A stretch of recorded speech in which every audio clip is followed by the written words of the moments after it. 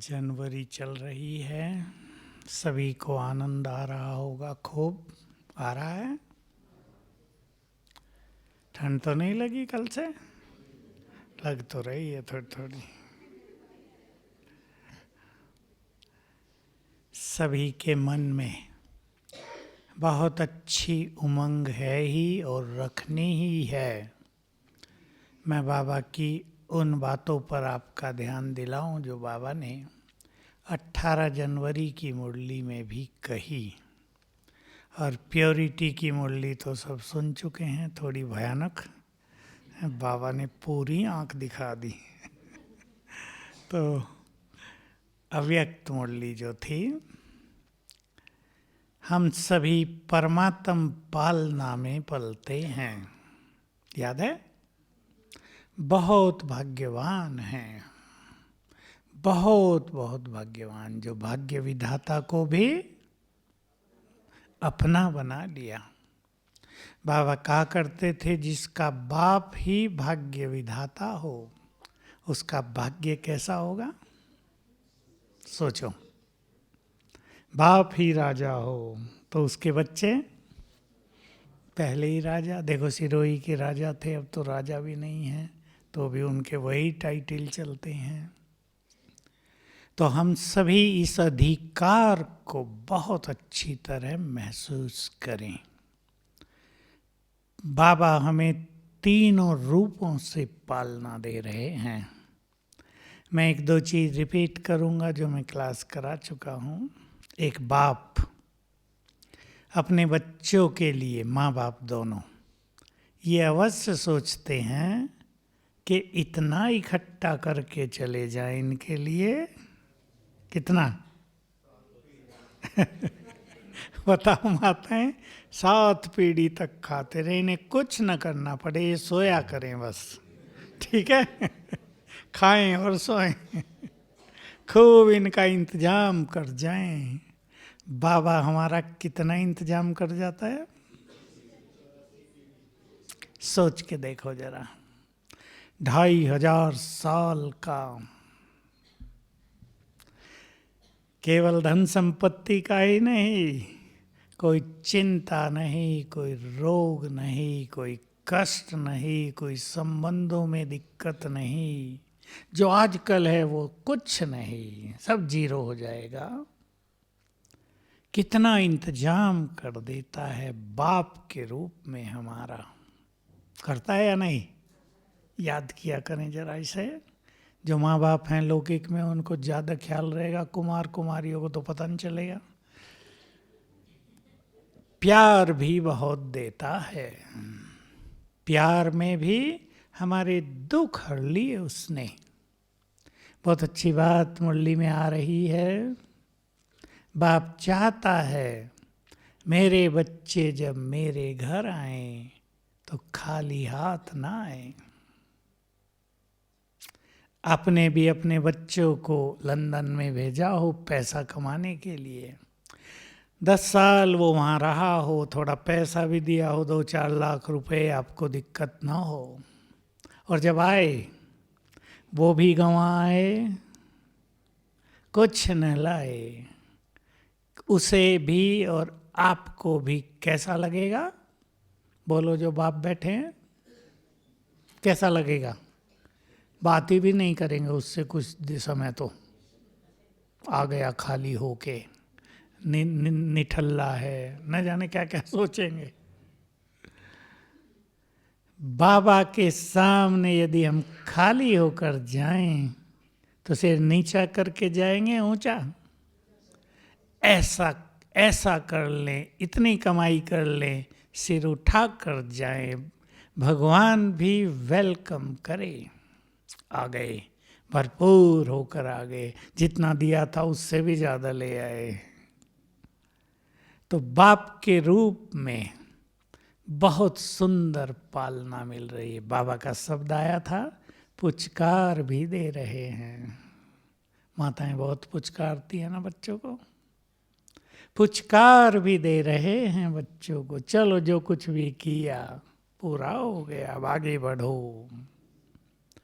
कितना बड़ा दिल है उस बाप का जो किसी का कुछ भी चित्त पे नहीं रखता, सदा कह देता है छोड़ दो, जो हो गया भूल जाओ, उसे अब आगे बढ़ो। टीचर रूप में पालना हो रही है। रोज किसी को अच्छा टीचर मिल जाए, कितनी प्रोग्रेस होती है, उस सब्जेक्ट में परफेक्ट हो जाते हैं। हमें सबसे बड़ा प्रोफेसर मिला है, जिसको कुछ तैयारी भी नहीं करनी होती पढ़ाने के लिए, जो ज्ञान का सागर है। आज बाबा से किसी ने प्रश्न पूछा था, बाबा को कौन सी नॉलेज है? साइंस की नॉलेज है। शास्त्रों की बात तो छोड़ो, वो तो ज्ञान का सागर है। शास्त्रों में तो उसकी एक बूंद भी नहीं है। सच है, जिन्होंने शास्त्र देखे हैं, बूंद भी नहीं है। सारे पढ़ के भटक ही रहे हैं। किसी को सारे वेद शास्त्र पढ़ के ये नहीं होता कि हमने सब कुछ जान लिया। अभी भी इच्छा रहती है, खोज बाकी रह जाती है। ज्ञान का सागर, उसे शास्त्र तो छोटे से लगते हैं, कहानियां, लेकिन विज्ञान का ज्ञान उसके पास है क्या? देखिए, ये ज्ञान प्रकृति का ज्ञान है, और एक अच्छा वैज्ञानिक ये जानता है। जो छोटे मोटे होते हैं उन्हें अभिमान होता है, पर जो बड़ा वैज्ञानिक होता है वो ये जानता है कि संपूर्ण विज्ञान ने सृष्टि का, प्रकृति का अंश मात्र ही जाना है। यहाँ कोई वैज्ञानिक बैठा हो तो समझ सकते हैं। प्रकृति का अंश मात्र, बहुत थोड़ा ज्ञान मनुष्य के पास है प्रकृति का। देखिए, प्रकृति को रोकने का ज्ञान तो है ही नहीं। भूकंप होने लगे, विज्ञान कुछ कर सकेगा? शीतलहर आ गई यहाँ, विज्ञान कुछ कर सकता है? इन्फॉर्मेशन भी नहीं दे पाए कि शीतलहर आने वाली है। हुआ या नहीं हुआ? हरिद्वार में मैं सुना सभी को अनाउंस कर दिया, सभी अपने घरों में रहेंगे, ओले पड़ेंगे जबरदस्त, पड़े ना पड़े। तो वो तो प्रकृति का मालिक है, उसमें संपूर्ण ज्ञान है। अगर कोई कहे भगवान के पास विज्ञान का ज्ञान नहीं है, तो लोग ये भी प्रश्न करेंगे कि वैज्ञानिकों को भी तो वो टच करता है। उसने खुद कह दिया, मैंने ही टच करके ये सब बॉम्ब्स आदि बनवाए हैं। जानते हैं ना सभी? तो टच कैसे किया? बोलो, गहरी बात पर हम चल रहे हैं। डॉक्टर साहब, सोचना। बाबा वैज्ञानिकों को वाइब्रेशंस देते हैं, और जिन वैज्ञानिकों ने कल पहले जो खोज की है वो उनके सब ब्रेन में है। बाबा के वाइब्रेशंस मिलते ही वो जागृत हो जाती हैं। इसको वो कहते हैं कहीं से इंट्यूशंस आए, कहीं से प्रेरणाएं आई हमें। अच्छे वैज्ञानिक ये कहते हैं। तो बाबा को ज्ञान रखने की जरूरत नहीं। कोई कहेगा मैथमेटिक्स का ज्ञान है क्या, कोई कहेगा इकोनॉमिक्स का ज्ञान है क्या, उसको ये सब ज्ञान रखने की जरूरत नहीं। उसके वाइब्रेशन से मनुष्य के अंदर ये सब ज्ञान जागृत हो जाता है, बीज है वो। तो हम सभी टीचर की पालना में पल रहे हैं। खुश हैं इस टीचर से सभी माताएं? खुश हैं? सवेरे सवेरे कितना अच्छा ज्ञान मिल जाता है, अमृत पिला देता है। माताएं भी सवेरे सवेरे बच्चों को कुछ खिला पिला देती हैं। अच्छा, जब हम लोग छोटे थे ना और एग्ज़ाम देने जाते थे तो दही और लड्डू बूंदी के खिला देते थे, इससे बुद्धि बढ़ जाती है। हमें तो पता नहीं था, बड़े प्यार से खा के एक लड्डू, ज़्यादा नहीं देते थे, एक लड्डू और दही चल देते थे एग्ज़ाम देने ठंड में। तो बाबा सवेरे सवेरे अमृत पान करा देता है, सोए हुओं को जगा देता है, स्थूल में भी जगा देता है, और हमारी चेतना को, हमारे विचारों को हमारी डलनेस को, बुद्धि में जो डलनेस आ जाती है उस सब को चुस्त कर देता है ना रोज सवेरे सवेरे। ये बहुत बड़ी पालना है। संसार में क्या हो रहा है, आज एक समस्या आ गई, उसका इफेक्ट लेकर मनुष्य सोएगा, कल फिर वही चलेगा, उठते ही याद आएगी, फिर कल और आ गई, अब 2 होके तीसरे दिन में प्रवेश किया, उसी के साथ तीसरे दिन नई समस्या। और हमारे साथ क्या होता है, आज कुछ आ भी गया, रात को बाबा को योग लगा के सोएंगे, आधा तो हर लेगा सदगुरु रूप में, और सवेरे जब क्लास में आएंगे मुरली सुन के लगेगा तुम ऐसे ही परेशान हो रहे हो, तुम्हारे साथ कौन है, बातें हल्की हो जाएंगी। तो ये ज्ञान की पालना हमें रोज हल्का कर रही है, शक्तिशाली बना रही है, हमारे विचारों को बदल रही है, हमें नई लाइट दे रही है रोज। इस मुरली से एक चीज और सभी ख्याल में लाएंगे प्रैक्टिस में, तुम्हें ज्ञान सूर्य की किरणें मिलती जा रही हैं। जितने जितने तुम ज्ञान सूर्य की किरणें प्राप्त करोगे तुम्हारा प्रकाश बढ़ता जाएगा और तुमसे दूसरों को साक्षात्कार होंगे। सुनी ना अभी नजदीक में। तो ये ज्ञान सूर्य की किरणें हम ग्रहण करते चले, इस टीचर की पालना। देखो टीचर हमें भी मास्टर ज्ञान सागर बना देता है अपने जैसा, तीसरा नेत्र खोल देता है। अब ये हमारे ऊपर है, हम अपने तीसरे नेत्र को सदा खोले रखें, बंद तो आप ही हो जाता है, पर खोले रखें ये हमारा काम है। खोले रखने का अर्थ है ज्ञान की स्मृति में रहना, ज्ञान के चिंतन में रहना, इससे ज्ञान स्वरूप होंगे। जब भी कहीं किसी चीज़ की जरूरत होगी ज्ञान स्मृति में आएगा, हम संकल्पों में बह नहीं जाएंगे, मन उदास नहीं हो जाएगा, हम चित्त को शांत रख सकेंगे, प्रसन्न रख सकेंगे। इसको कहते हैं ज्ञान का तीसरा नेत्र खुला है। अंधकार लोप कर दिया बाबा ने, सदगुरु के रूप से पालना बहुत सुंदर है। सदगुरु, किसी को बहुत अच्छा गुरु मिल जाए वो भी बड़े खुश रहते हैं। हमारा गुरु ऐसा है जो सर्वशक्तिवान, कोई मनुष्य गुरु नहीं, स्वयं निराकार अकाल मूर्त हमारा परम सदगुरु है। गुरु सहारा हो गया, हमारी नैया की पतवार उसने अपने हाथ में ले ली, हमारे जीवन की बागडोर उसने संभाल ली है। सोचो ऐसा सदगुरु जो रोज सवेरे सवेरे हमें मक्खन खिला देता है, तिलक लगा देता है विजय का, वरदानों से झोली भर देता है, भोलानाथ बनकर बैठता है, ले लो मेरे से जो चाहे। सदगुरु की पालना मिल रही। केवल उसने मंत्र नहीं दे दिया, मुक्ति और जीवन मुक्ति निश्चित कर दी, सर्टेन। अब वो तुम्हें मिलनी है, उच्च पद पाना तुम्हारा काम, पर स्वर्ग में मैंने तुम्हें भेज ही दिया, समझो पासपोर्ट तैयार, कोई रोक नहीं पाएगा। जो ज्ञान छोड़ के चले गए वो भी स्वर्ग में पहुंच जाएंगे, क्या पाएंगे वो उनके ऊपर।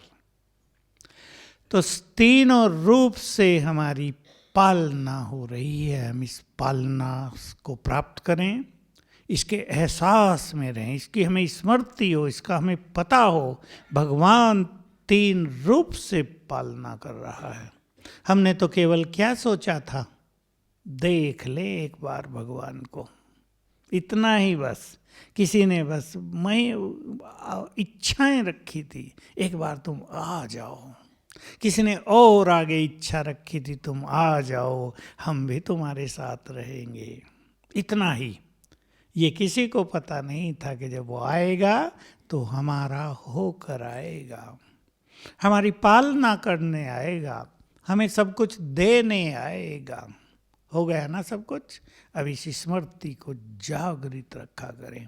मुझे आजकल एक बात बहुत याद रहती है, आप सबको भी सुना देता हूँ।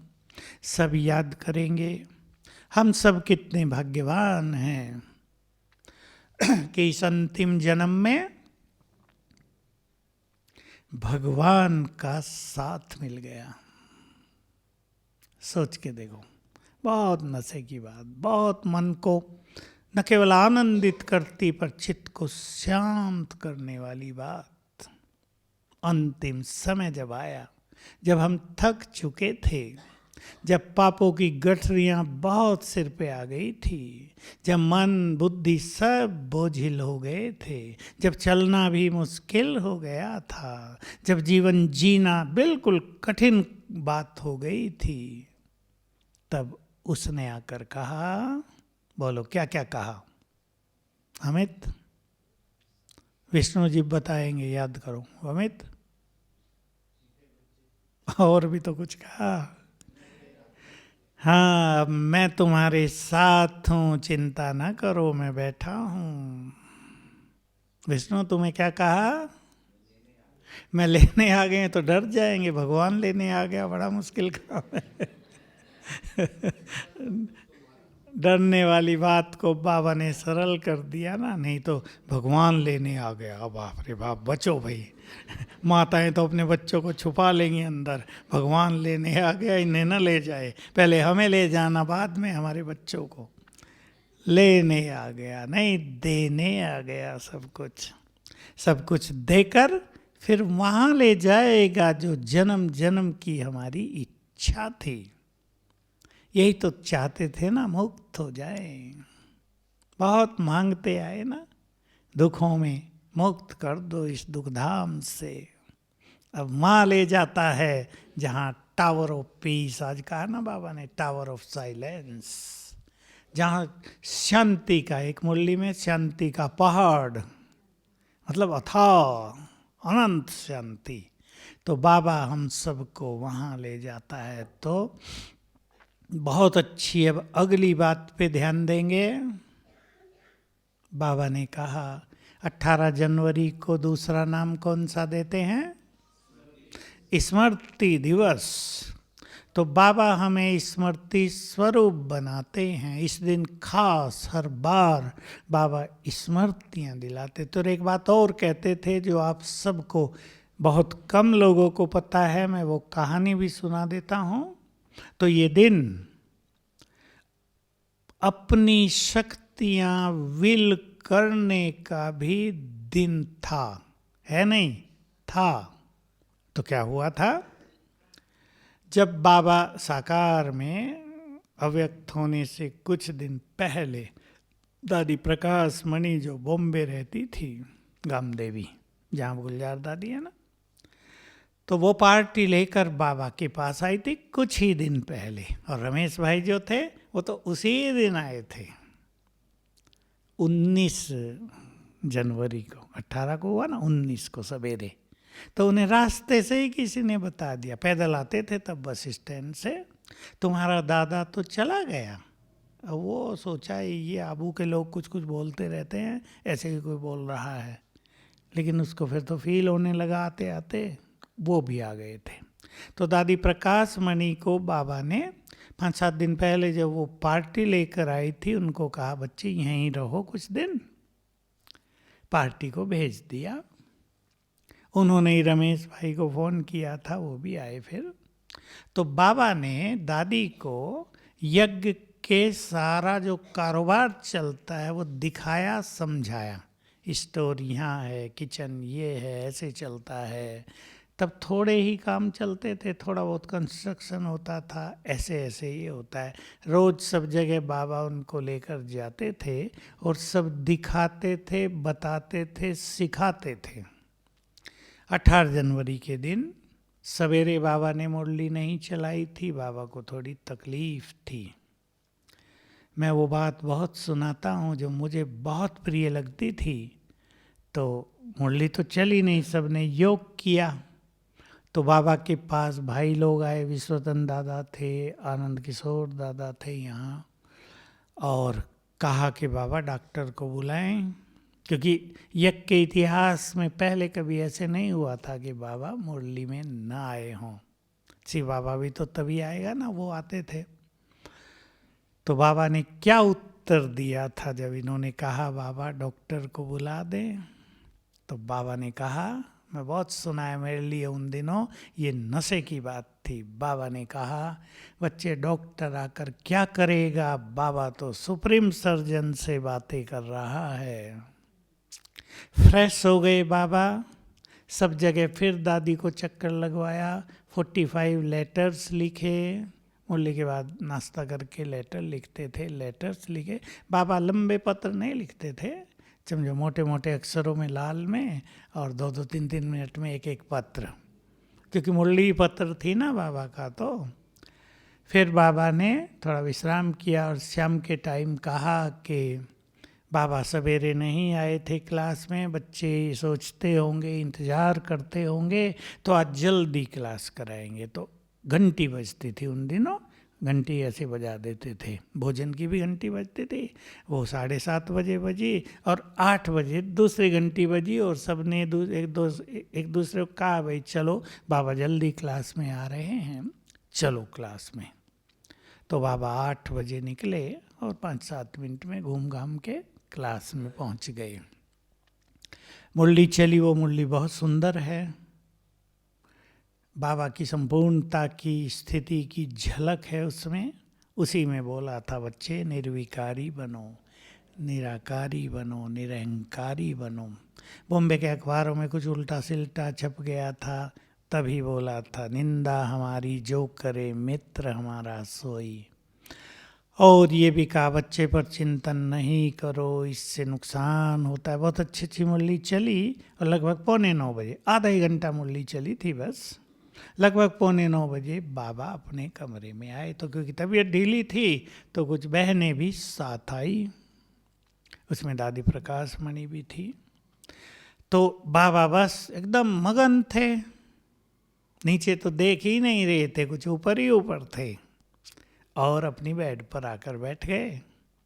और दादी बैठ गई वहीं बेड पे, साइड में बैठ जाते हैं ना, बाकी बहनें खड़ी रही। बाबा उनको दृष्टि देने लगे, हाथ आगे किया, दादी ने हाथ बढ़ाया, हाथ पकड़ा, और हाथ पकड़ के क्या क्या कर दिया, अपनी सारी शक्तियां दादी को ट्रांसफर कर दी। ये संकल्प से किया जा सकता है। और बस हाथ पकड़े पकड़े देह छोड़ दिया, क्योंकि स्वेच्छा से देह छोड़ा ना।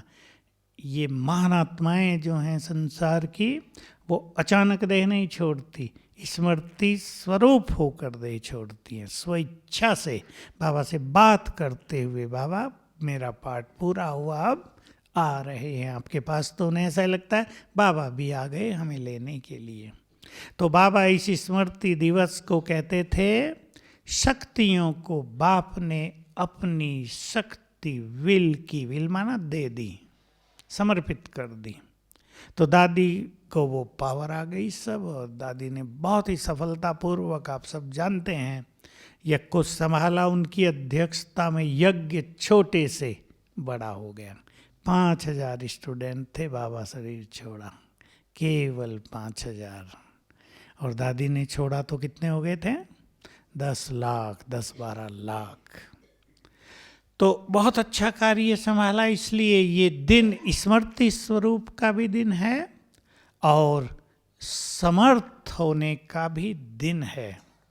बाबा ये भी कहते थे, जब अनेक भाई बहनें बाबा से पूछते थे आपने तो वायदा किया था साथ ले चलेंगे, आप पहले ही कैसे चले गए, कॉमन प्रश्न था ना, बहुत पूछती थी बहनें। तो बाबा कहते थे गए नहीं हैं, क्योंकि परम धाम थोड़ा ही पहुंच गए, अभी तो सेवा स्थान और स्वरूप कमरा बदला है केवल।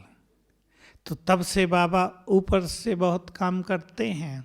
बाबा ने कहा था, इस मुरली में भी था, कि नीचे थे, नीचे तो सीमा है ना, हमारी शरीर है, हमारी आंखें भी कुछ दूर देख सकती हैं, हमारी बुद्धि भी एक सीमा तक सोचेगी, अपने कार्य के बारे में सोचेगी, लेकिन ऊपर गए संपूर्ण होके तो सारे संसार को देख सकते हैं। कहा ना बाबा के पास ऐसी टीवी है, सब एक साथ आ जाते हैं उसमें, सबको एक साथ देख सकते हैं, तो वहाँ से सारे संसार को सकाश देना और भी सरल होता है। नीचे से भी हम देते हैं, पर वहाँ से तो सब कुछ दिखता है ना नीचे का साफ साफ। तो इसलिए बाबा अव्यक्त हुए, तो साथ लेकर ही चलेंगे। बाबा तब कई बार पूछ लेते थे, अच्छा साथ चलने को तैयार हो? ले तो चलूं, तैयार हो? तो सब चुप हो जाते थे, तैयार तो नहीं है अभी, कर्मातीत तो नहीं है, 8 घंटे योग तो नहीं है, संपूर्ण तो नहीं बने हैं। तो बाबा ने इस तरह बहुत पालना की, हम सब भी स्मृति स्वरूप होने का अभ्यास करें। मैं सबसे पहले एक श्रेष्ठ स्मृति पर आप सबका अटेंशन दिलाऊं, और कैसे करना चाहिए, जिनको हम स्वमान भी कहते हैं, स्मृतियां भी कहते हैं। बाबा हमें एक स्वमान देते हैं। पहले तो ये कहते थे तुम्हें बाप समान बनना है, अभी भी कहते हैं मुरलियों में, लेकिन स्वमान ये दिया, संकल्प करो मैं बाप समान हूं। अब दोनों के अंतर पर ध्यान दें। बाप समान बनना है तो मंजिल बहुत दूर दिखाई देगी, संपूर्ण निराकारी निर्विकारी, बड़ी कठिन काम है ये तो। यहाँ तक तो हम नहीं पहुँच पाएंगे, कहीं निराश होंगे, हमारा तो योग ही नहीं लगता। निरंतर योग करना ये तो कल्पना जैसी हमारे लिए, हम तो फटाफट भूल जाते हैं। तो योग को भी सरल बनाया। अगर योग की यथार्थ विधियों को हम जान लें तो हमारा मन बहुत जल्दी एकाग्र हो जाएगा। 5 स्वरूपों का अभ्यास करके देखें जिनका योग नहीं लगता। 5 बार सवेरे, 5 बार इस टाइम जब योग में आओ, 5 स्वरूप अपने देखो सामने, एक एक। मन एकाग्र होगा, योग अच्छा लगेगा, चिंतन अच्छा चलेगा। मैं बाप समान हूं। अब इसमें सूक्ष्म रहस्य यही है जिसमें सभी ध्यान देंगे। जो बहुत अच्छा पुरुषार्थ कर रहे वो इसको बिल्कुल ग्रहण कर लें, हम स्वीकार कर लें, मैं बाप समान हूं। बनने की बात लंबी है, हूं। अगर हूं तो हमारा दूसरा चिंतन चलेगा। जब मैं बाप समान हूं तो मेरी दृष्टि बेहद की होनी चाहिए, स्वार्थ भरी नहीं। बाबा की तरह मेरे चित्त में सभी के लिए कल्याण की भावना होनी चाहिए। जैसे बाप देखते थे सब मेरे बच्चे, अब दोनों बाप, ब्रह्मा बाप भी और शिव बाबा भी, सब मेरे बच्चे हैं। तो कैसा संभाव रहा, कैसा प्यार रहा सबके लिए, सबको आगे बढ़ाने की भावना रही। माँ बाप तो यही चाहेंगे ना उनके सब बच्चे आगे बढ़ें। वैसे ही मुझ में भी हो, सब मेरे हैं, हमारे बच्चे नहीं पर हमारे भाई बहने हैं, हमारी ही आत्माएं हैं, सब हमारे कुल के हैं। हमें ये पक्की स्मृति हो जाए, हमें सबको प्यार देना है, हमें सबको आगे बढ़ाना है, हमें सबके दुख मिटाने हैं। ये चिंतन शुरू करो, देखो कितनी ऊंची स्थिति बनेगी। अब एक बाप अपने किस बच्चे से ईर्षा करेगा? माताएं करती हैं? हो ही नहीं सकता। भाई बहनें कर सकते हैं, भाई भाई कर सकते हैं, माँ बाप नहीं कर सकते। मैं बाप समान हूँ तो मैं किससे ईर्षा करूं? मुझे तो सबको आगे बढ़ाना है, मुझे तो सबको ईर्षा नफरत से मुक्त करना है। मैं बाप समान हूं तो मेरे विचार बहुत महान, बाप समान बहुत महान। मेरे कर्म वैसे ही, कर्म किए डिटैच, न्यारे और प्यारे, सब कुछ तेरा, संपूर्ण त्याग। बाबा की झोंपड़ी आप देखते उस टाइम की, बहुत सिंपल, आपको लगता था कोई गरीब आदमी की झोंपड़ी है जिसके पास घर दर कुछ नहीं है, सिंपल, उसमें बल्ब भी नहीं था। आप हैरान होंगे, वहाँ एक सांप का जोड़ा भी रहता था, काला भयानक, बाबा के इस बगीचे में, और वहाँ बल्ब नहीं था। दिन दिन में बाबा बैठते थे। वो हर साल झोंपड़ी खराब हो जाती थी, फॉग में पानी से बिल्कुल सड़ जाती थी, फिर दूसरी बनती थी। वो काम करने वाले थे, वही पत्ते ला के फिर झोंपड़ी बना देते थे। इतनी थी कि उसमें खड़ा हो सके बाबा, बस, उससे ज़्यादा नहीं।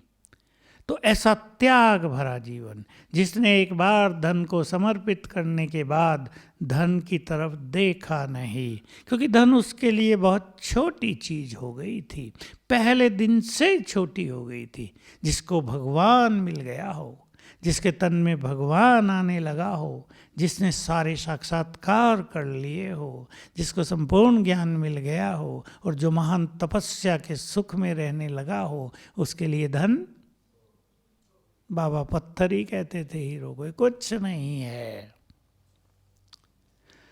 तो मैं बाप समान हूं, ये गुड फीलिंग हमें रहने लगेगी। बाप समान हो तो बस चलना था ना मुरली में, चलना, उठना, बैठना, खाना, पीना सब बाबा के जैसा, सोना, उठना। मुझे बाबा की एक बात अट्रैक्ट कर रही है आजकल। तो बाबा रोज 3 बजे उठते थे सवेरे। उठने में कभी भी सुस्ती नहीं।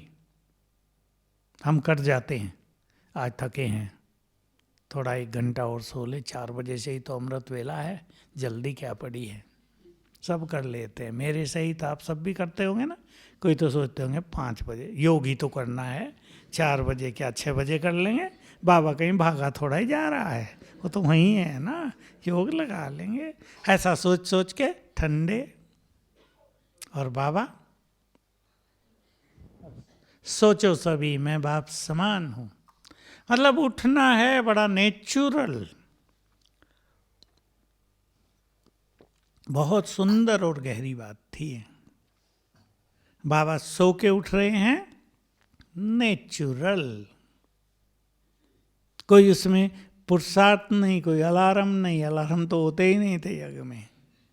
सहज भाव से उठ रहे हैं, प्यार उठा रहा है। तो इन चीजों को हमें फॉलो करना है। और मैं बाप समान हूं, ऐसे ही मैं पूर्वज हूं। बाबा ने पवित्रता के बारे में भी यही कहा था।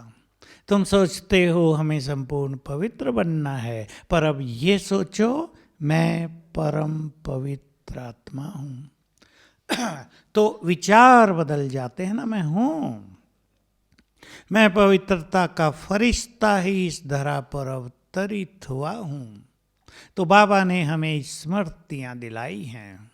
याद करो, तुम केवल आत्मा नहीं हो। आत्माएं तो चिड़ियाओं में भी हैं, कुत्ते बिल्ली में भी हैं, पापियों में भी हैं, आसुरी संप्रदाय में भी आत्माएं।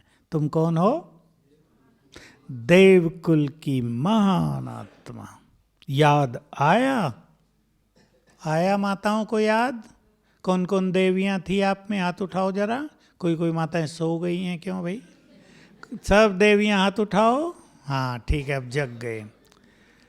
तो हम देवकुल में थे, याद आ जाए हमें, देवकुल में अपना स्वरूप याद आ जाए। हम इस देव देवियां थे। आज भी था ना मुरली में, कितनी सुंदर बात थी। बाबा, बाबा के सारे गुण, देवता, देवताओं के सारे गुण, और तुम्हारे भी अपने बहुत गुण हैं आत्मा के, वो सारे गुण आ जाएं तो बाबा स्मृति दिलाते हैं, ये तुम हो। तो हम स्मृति स्वरूप होते चले। देखो स्वरूप क्या होता है, मैं आपको एक उदाहरण देता हूँ, बिल्कुल क्लियर हो जाएगा। एक व्यक्ति बैठा है, बैठे बैठे 1 मिनट के बाद हंसने लगता है। बच्चे कहते हैं, क्या पापा बड़े खुश हो रहे हो अकेले अकेले? क्या कहेंगे पापा जी? बोलो क्या कहेंगे? कुछ याद आ गया, कोई बहुत अच्छी घटना याद आ गई थी ना। तो जीवन, चेहरा उसका स्वरूप बन गया ना। और कोई माता जी एकदम बैठे बैठे रोने लगी, क्या हुआ? अरे 5 साल पहले वो हुआ था ना, वो याद आ गया। तो याद आते ही क्या हुआ? स्वरूप बन गए, आंखों में आंसू आ गए, चेहरे पे उदासी आ गई। इसको कहते हैं स्मृति आई हम उसके स्वरूप बन गए। क्लियर है ना सहज बात? ऐसे ही हमें स्मृति रहेगी, मैं वही हूँ जिनकी मंदिरों में पूजा हो रही है। अपने स्वरूप को सामने देखेंगे, वो घटनाएं भी तो सामने आ जाती हैं ना। स्वरूप को सामने देखेंगे तो उस स्वरूप का असर होगा और हमारी वही फीलिंग, वही गुण, वही मान्यताएं जागृत होने लगेंगी। सोच के देखो, मंदिरों में देवियों के सामने सब जा रहे हैं। भक्ति में तो यही मानते हैं, भक्ति में जो थोड़ा बहुत ज्ञान है कि ये दुर्गा के ही 9 स्वरूप। और बाबा ने ये कहा, ये तुम्हारी आंतरिक शक्तियों की पूजा हो रही है, किसी एक मनुष्य की नहीं, आंतरिक शक्तियों की। तो किसी को 4 भुजाएं, किसी को 2 भी हैं, किसी को 8, भक्ति में किसी को 16 भी दिखाते हैं। जिसमें जितनी जितनी शक्तियां आई, ज्ञान के अस्त्र शस्त्र धारण किए, तो वो कौन है? कौन है? अभी सोच के देखो, भक्तों को मंदिरों में हमसे क्या क्या मिल रहा है। वो हमारे स्वरूप को, हमारे चेहरों को, हमारे नैनों को, हमारे हाथों को क्या देखते हैं? देवी का कहीं हाथ उठ जाए हम तो धन्य हो जाएं, वरदान मिल जाए। देवी कहीं हम पे नजर डाल दे, हम निहाल हो जाएं। वही हम हैं ना। तो स्मृति आते ही हमारा वो स्वरूप जागृत होने लगेगा। तो सभी अपने पुरुषार्थ को सहज करने के लिए स्मृति स्वरूप बने। मैं वो बात अनुभव की बाबा की सुनाया करता हूँ, लास्ट वो सुना देता हूँ। मैंने बहुत बार सुनाई, पर सुनने की है बार बार, हमें सब कुछ याद आ जाता है। मेडिटेशन हॉल था हमारा पांडव भवन में, तो अव्यक्त बाबा आए थे। तो मुरली के बाद, बाबा की मुरली 1 घंटा ही चलती थी, शुरू में लंबी चौड़ी नहीं, फिर धीरे धीरे 1.5 घंटा हुई, फिर 2 तक चली। तो मुरली के बाद बाबा को गिलास में जूस दिया जाता था, तो बाबा को जूस पीने के लिए दिया। तो बाबा ने उस पर दृष्टि डाली, तो पास में बैठी थी शील इंद्रा दादी, आपने सुनी हो, वो बॉम्बे की थी, बड़ी दादी प्रकाश मणि के साथ ही रहती थी वो शील इंद्रा दादी, गामदेव में। तो दादी यहाँ आ गई तो वो इंचार्ज थी उधर। बाबा के लौकिक में भी बहुत नज़दीक थे ये, और बड़े खुले हुए। कई बहनें बड़ी रमणीक होती हैं ना, फटाफट। तो जैसे ही उसने ही बाबा को जूस दिया और बाबा ने जूस पे दृष्टि डाली, तो उसने फट से पूछा, बाबा आप किसे याद कर रहे हो? सब तो नहीं पूछ सकते ना, और उसने पूछ लिया फट से, बाबा आप किसे याद कर रहे हो? अब देखो उत्तर कितना गहरा और सुंदर था। अब शिव बाबा ने उत्तर दिया, क्योंकि जूस शिव बाबा नहीं पी रहे थे। कौन पी रहे थे? ब्रह्मा बाबा। तो शिव बाबा ने उत्तर दिया, अब इसे किसी को याद करने की जरूरत नहीं, क्योंकि ये स्मृति स्वरूप हो चुका है। सुरेश भाई सोच ले, कितनी गहरी सुंदर प्रैक्टिकल बात, पुरुषार्थ को सरल करने वाली। तो हम अपने पास 10-12 पॉइंट श्रेष्ठ स्मृतियों की निकाल लें। रोज बाबा हमें स्मृति दिलाते हैं, खेल पूरा हुआ, अब तुम्हें वापिस चलना। अब ये हम सुनते तो रोज हैं, सुनने के आदी भी हो गए हैं कि बाबा रोज कहता है, अभी तो खेल पूरा नहीं हुआ, जब होगा देखेंगे। घर चलना है, जब चलना होगा सब चलेंगे, हम भी चल जाएंगे। लेकिन इसको आप प्रैक्टिकल गुड फीलिंग में लाओ। 5000 साल का खेल देखो, एक दृष्टि डाल जो हम कैसे यात्रा करते आए हैं। अब पूरी हुई यात्रा, मुझे ये देह छोड़कर, ये सब संबंधी छोड़कर प्रैक्टिस करनी है। छोड़ने तो पड़ेंगे ही, ये ना सोचो हम क्या सोच रहे हैं, बच्चों को छोड़कर हाय बुरा सोच रहे हैं, ये नहीं। ये सब छोड़कर हम आत्माएं वापिस जाएंगी। कितना सुखद फीलिंग होगी। अभी नहीं चले जाएंगे आप, माताएं डर न जाएं, ये सोचेंगे तो क्या होगा हमारे बच्चों का, डरने की बात नहीं। ये एक साधना है हमारी, ये प्रैक्टिस है जो चित्त को शांत करेगी और हम स्मृति स्वरूप होंगे, इस संसार से वैराग्य आएगा, जो अटके और भटके हैं ना कहीं कहीं, उससे बाहर आ जाएंगे। तो सभी इस स्वमान को ले लेंगे। मैंने एक पे आज आपका ध्यान खिंचाया, मैं बाप समान हूँ। अब इसी गुड फीलिंग में बैठेंगे, जैसे ब्रह्मा बाबा गहन तपस्या में स्थित है।